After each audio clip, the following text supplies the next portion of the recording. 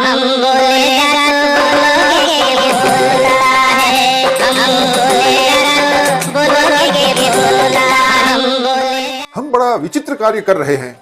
पहले हम पैसे खर्च करके बीमारियां बुलाते हैं और फिर उन्हीं बीमारियों को दूर भगाने के लिए और पैसे खर्च करते हैं।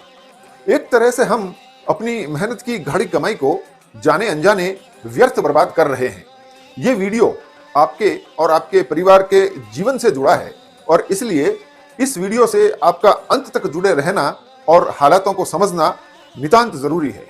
आजकल बाहर होटल रेस्टोरेंट खोमचों पर खाना खतरे से खाली नहीं है, क्योंकि उनमें नकली जानलेवा रसायन तो मिलाए जा रहे हैं। अब तो आपके खाने पीने में थूक और पेशाब भी मिला हो सकता है। ये आज की हकीकत है। चलिए एक पल के लिए हम मान भी लें कि आज के हालातों को देखकर आप बाहर खाना पीना कम कर दें या बंद भी कर दें, लेकिन उस खाने का क्या जो आप सामूहिक भोजों, शादियों, पार्टियों में खाते हैं। चौंकिए मत, हम सभी यही करते हैं कि किसी सामुदायिक भोज, शादी या पार्टी में खाना बनाने का कॉन्ट्रैक्ट किसी को देकर निश्चिंत हो जाते हैं और ये भूल जाते हैं कि वहां भी मिलावट की कितनी संभावनाएं हैं।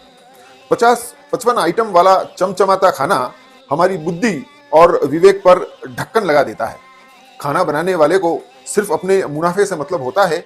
आपकी जीभ और स्वाद और खाने की सजावट ही उसके जेहन में रहती है और आपके स्वास्थ्य से उसे कुछ भी लेना देना नहीं होता।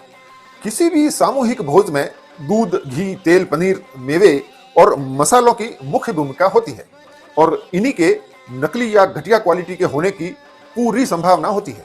हमसे इन चीजों का असली मूल्य वसूला जाता है, जबकि सबसे ज्यादा घालमेल इन्हीं चीजों में होता है, क्योंकि असली कमाई इसी में छुपी होती है।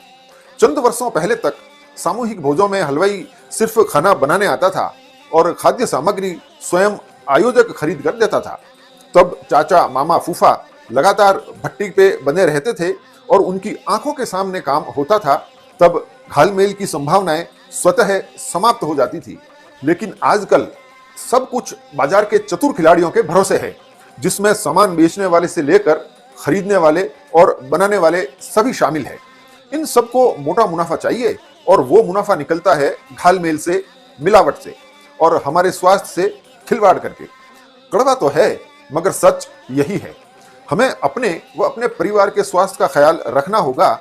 सामूहिक भोजों में हजारों लाखों खर्च करने के बाद यह भी देखना होगा कि हम पैसे खर्च करके क्या खा रहे हैं, क्या खिला रहे हैं। चाचा, मामा, फूफा को हाथ जोड़कर मनाकर फिर से एक्टिव मोड में लाना होगा, ताकि वे जहां सामूहिक खाना बनता है वहां जाकर देख सके कि खाने में आखिर कैसी चीजों का इस्तेमाल हो रहा है। जब तक हम ऐसा नहीं करेंगे, निश्चित मानिए हम पैसे खर्च कर अपने और अपनों के स्वास्थ्य से खिलवाड़ करते रहेंगे, बीमारियां बुलाते रहेंगे और फिर इन बीमारियों को भगाने के लिए और पैसा खर्च करते रहेंगे।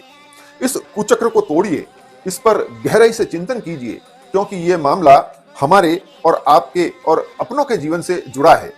आप भी इस पर खुलकर बोलिए, क्योंकि अगर मैं ही बोलता रहा तो फिर